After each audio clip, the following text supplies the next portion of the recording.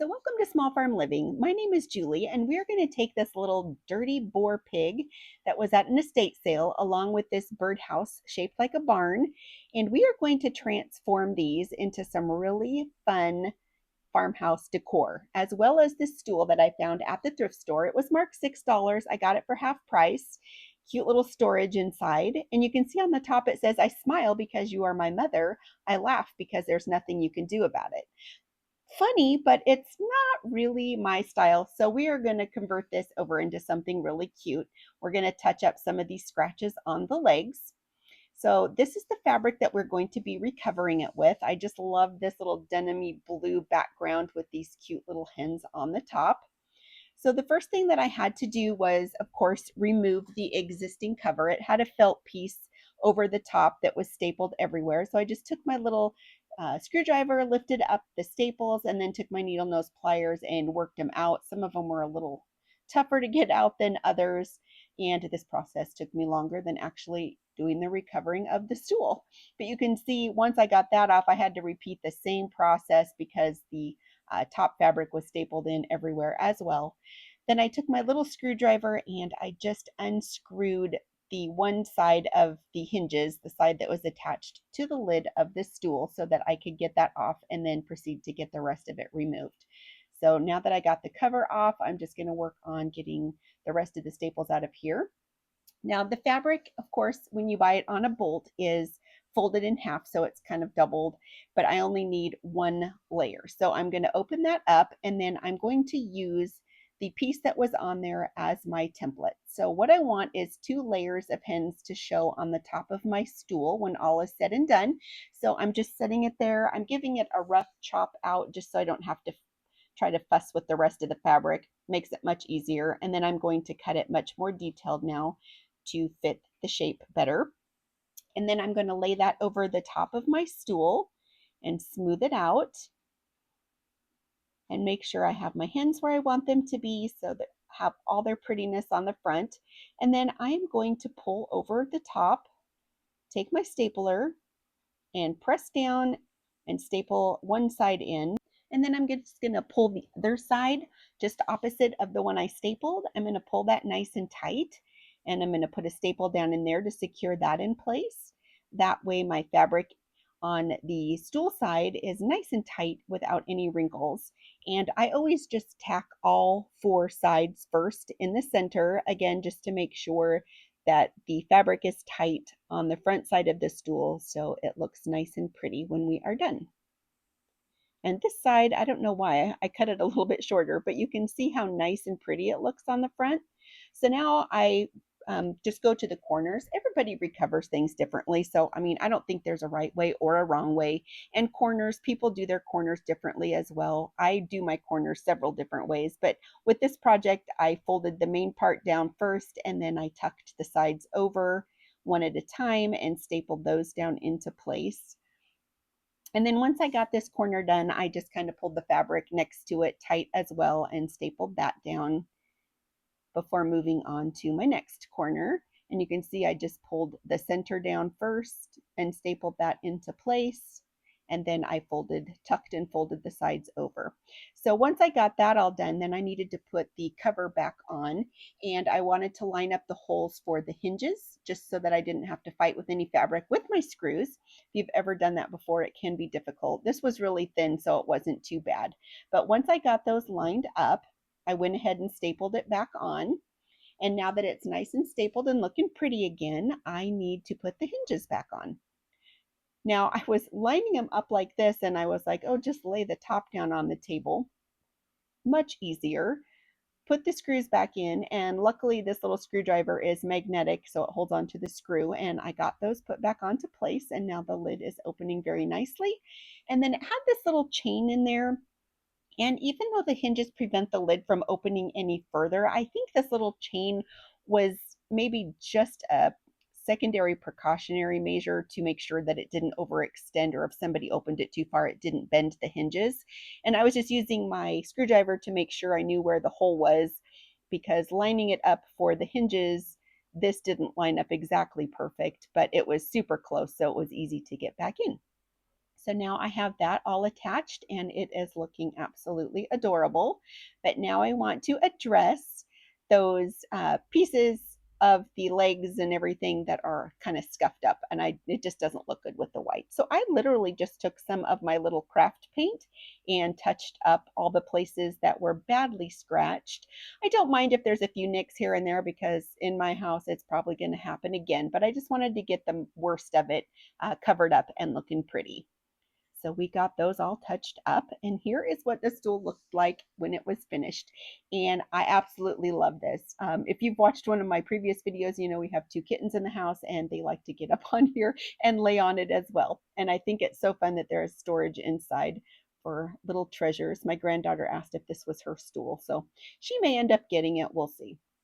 But I love the color. So let me know what you think of this one. Do you like blue and farmhouse decor? Black and white is pretty classic and red, but I think the blue is fun as well. So now we are going to move on to craft number 2. This one is that little barn birdhouse that I found in the free pile at that estate sale. Now, this right here is called Rustic Red, and I put a little bit in this cup because I released a video on kind of the building of my farm stand. If you're new here, I grow flowers and veg and sell those. I sell cut flowers, dried flowers, and veggies. And I did a video on how my farm stand was looking so far, and I know the majority of you did not watch it because it has hardly any views. But if you are interested, I'll link that down below so you can see where we're at. And I'm going to be doing some videos coming up of some DIYs for things that I'm going to be using to dress my farm stand up. So here is what the barn looks like with the pretty red on it. And then I'm going to take some of my white apple barrel paint and I'm going to paint the roof white because this yellow and green, I don't even have words. I don't understand what the purpose of it was. It doesn't even look like a birdhouse, a farmhouse birdhouse to me. So I painted the whole roof white and I did the little edges underneath. And then I actually did the underside of the roof, what people would typically call like the eaves and things like that on a house. I colored those white as well and I just loaded it up with paint. I believe I did end up doing 2 coats on this because that green and yellow was kind of showing through a little bit, but it didn't take a whole lot more than that. So once we got it all painted and it was all dried, this is how it was looking. And I love that rustic red farmhouse color. I do have a little touch ups that I will do with, getting a little bit of white paint where it wasn't supposed to be. But on barns, typically those old barns that you see will have farmhouse window or farmhouse windows. They'll have those 4-pane windows. And I wanted to make one of those on this barn. Now you will see that I have some like stick tiles on the bottom of this birdhouse, and I didn't show you that process. I completely cut it out of the video because by the time I got it on there, I did not like it at all, and I ended up ripping it all off. So, lessons learned. You try things and you just don't like the way they look, so you just decide to do something different. Now, on the back of the birdhouse here, I wanted to do one of those like big access doors that you see on barns where they open it up and they put the hay ladder in there and they get all the hay put up into the loft of the barn. So that's what this one is. And once I got the rough part done, I just went back and fine tuned my lines and everything to make sure it looked pretty. And here we are with it all dried. You can see I pulled those icky looking tiles off. I kind of wanted it to look like sheet metal, but it just wasn't working for me. So I took the popsicle sticks and I just cut the rounded ends off of them. And I am going to put these all around the base of the birdhouse. And I just cut one to the height that I wanted, and then I would put it on my popsicle stick, put a pencil line on there, and then cut them off. Now, this first one, I did have to have some half pieces on each end of the front side, and that's only because the little perch for the bird on the birdhouse needed to land in between the little swoops of the popsicle sticks. So the front side had a couple little half pieces, but the rest of the sides, I didn't have to do that. So once I got that done, I cut all the ones for the rest. And here we are. I was like, oh, I need to paint these. And I had just gotten this double-sided tape at the Dollar Tree. I've been out forever and I finally found some. So I'm just putting some of that down on my wax paper. I love when I paint to paint on wax paper. And once I got that on there, then I was able to just set my pieces down on there so that when I started painting them, they won't wiggle around. And I did that with all the rest of them. Then I grabbed my white apple barrel paint again, and I just poured a little puddle onto my wax paper. It makes it much easier when you're painting a bunch of small fiddly pieces. Move the barn out of the way. And then I just proceeded to start painting these all white. And then I did paint the bottom edges, and that one I didn't get smashed down onto the double-sided tape enough. I had to stick it back on there. And I did paint the bottoms, the sides, and then all around the curved tops as well, so that every part that you would see once it was attached to the birdhouse was covered with white paint. And now that that was all done, I cleaned up the paint, tidied up some of the edges, and I set it out in the sun to dry. Then once it was all dry, I got some of this, it's kind of like a flex super glue. It doesn't dry right away, so you have a little bit of wiggle room with it once you put it on your project. And I just decided I was going to use this. If I didn't mention it, I got it at the Dollar Tree. And I started in the center because I needed to be sure those two pieces fit with the perch of the birdhouse.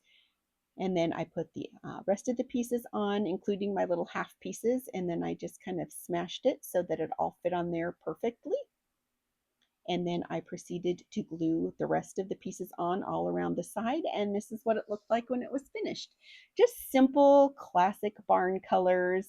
The little white, I guess it's to kind of look like a fence, but I really wanted to do a stone looking base, but there was nothing, I couldn't figure out what to do. So anyway, this is what we came up with, and I think this will be fun in some of my little farmhouse displays. Now, the next project is that little dirty boar that I found free at that estate sale. He had a chipped little ear at the top, and then his tail is cracked, but that didn't bother me. I just gives it more character. I took one of my scrub brushes, and I don't know if you can see the dirt coming off this thing, but oh my word, he was so dirty. He was actually sitting out in a shed, and everything that they had in this pile was free. So once I scrubbed off the most that I could, I took a damp paper towel. Look how filthy that still is. And he has texture really, really on the front side, and on the back it's kind of just flat. So the front was a little more difficult to get clean, but once I got him scrubbed down, I set him out in the sunshine to dry, and it was 85 this day, so it didn't take long at all, and he was nice and ready to go.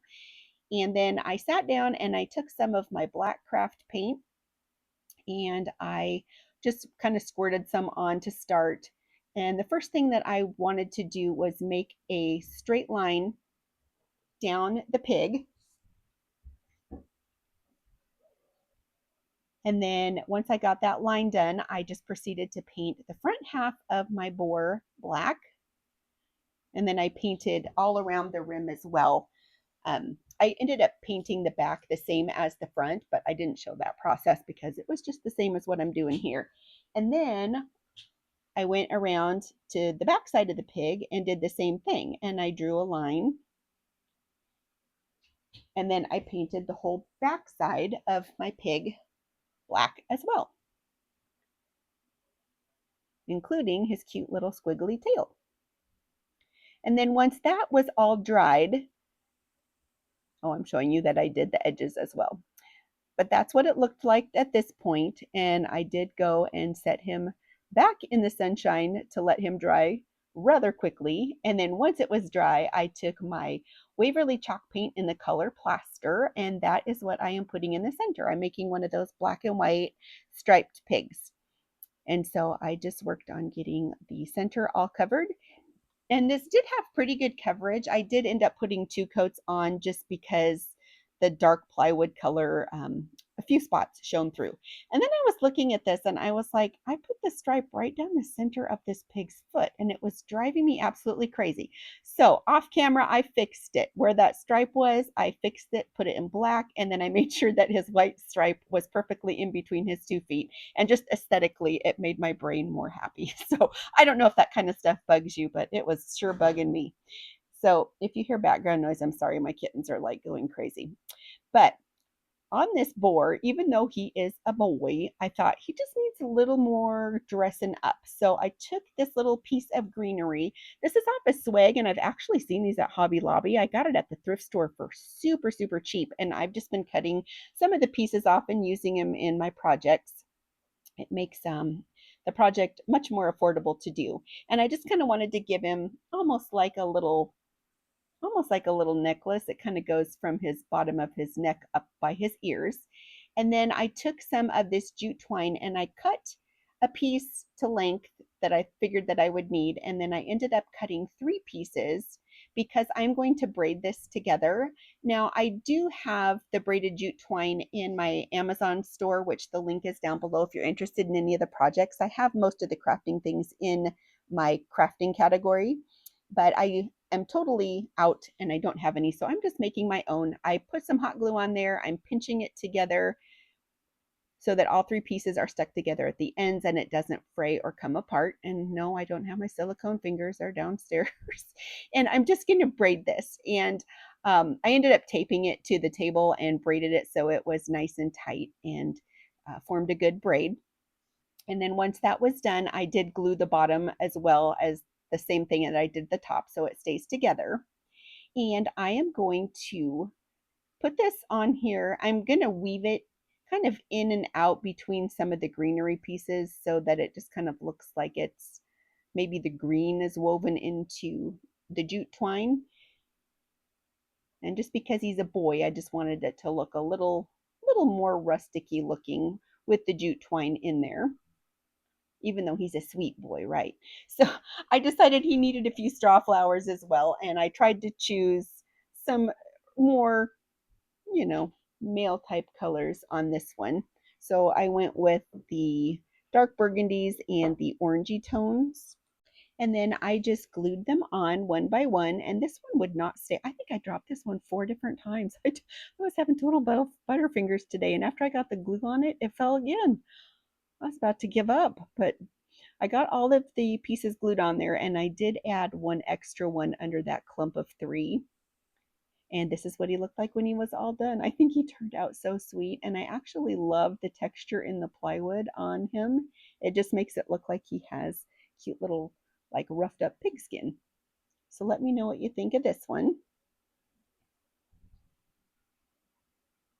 Now, moving on to the last craft of the day, I found this napkin, and it's very farmhousey. It's the classic black and white with little hens and different birds on here.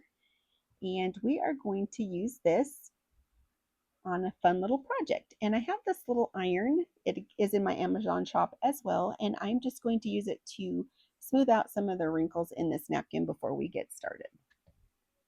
So once I got this all flattened out, I found this little cork board at the Dollar Tree. So let's get this opened up. And I was just there the other day and they don't have these square ones anymore. They kind of have like some octagon ones, but I just wanted to be sure I got most of the cute birds that I wanted to show on the front side here. And then once I got it positioned the way I wanted it to, I flipped it over. And then I just folded it over and eyeballed where I needed to cut it out. And then once I did that, I cut all my edges. And then I started at the top here where the hanger is. And what I did is I took a pencil and I marked the exact spot where I could feel that little hanger through the fabric. And I did that on each piece or on each side. And then I took my scissors and I cut just up to that little mark. And that way it allowed me to take the hanger and pull it up through, and that way we can still hang it up. So the first thing that I did, just to make sure that that all stayed in place, is I put some hot glue down and I glued down that center piece in between the 2 pieces of the hanger. And then I put a little bit more glue on there to tack it down and secured the side. And you almost can't even tell that I had to cut it there. And I did the same thing on the other side.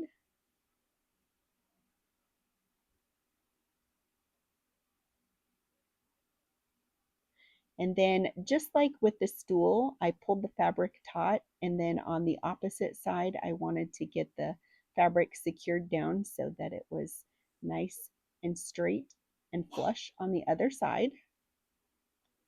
And then when we get to the corner, you'll see I'm doing this corner a little bit differently than I did the stool, because remember I said people do their corners all different ways, and including myself, depending on what kind of project it is and the thickness of the fabric depends on how I do my corners. So with this one, I am doing the sides first, and then I kind of fold and pucker out the corner and lay it flat.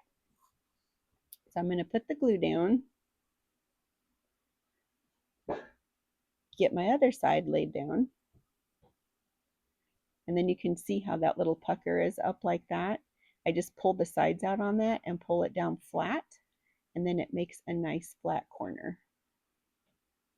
But with this one, because I'm not stapling it, I'm gluing it, I have to glue it to the base, and then I put glue on the underside of that little lip that sticks out so that when I push it down, it all glues together and stays down in place. So I am just going to show you the front side here, how nice that corner looks, and I'm going to repeat the process around the entire thing. Now this side was a little bit longer than I needed it to be, so that's why I'm just cutting off the excess there. And if you wanted this finished like the stool, you could get a piece of felt or something and you can cover it, but it didn't bother me. I was just making sure that all of my edges were nice and secured to the back. And this is what it looked like when it was finished. And we'll go hang it up. So here it is hanging up. It'd be really cute with some fun little things put on there. You could hang it in your kitchen, your living room, your bedroom, your office. Just really adorable.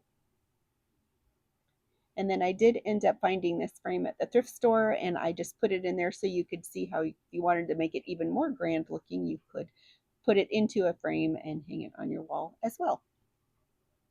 So now we're going to do a final wrap up of all the things that we did today. The first one was our cute little farmhouse stool, cute little blue fabric with our hens on it. I think it turned out super adorable. The next one was our barn birdhouse. We took it from looking kind of funky and interesting to super cute. And then we have our little board that was just a dirty old board, and we made him a cute little black and white pig with a little bit of decoration on him. And then the last one of the day was our cork board. So let me know if you had a favorite. Thank you so much for hanging out with me today. I appreciate it, and I will see you next time.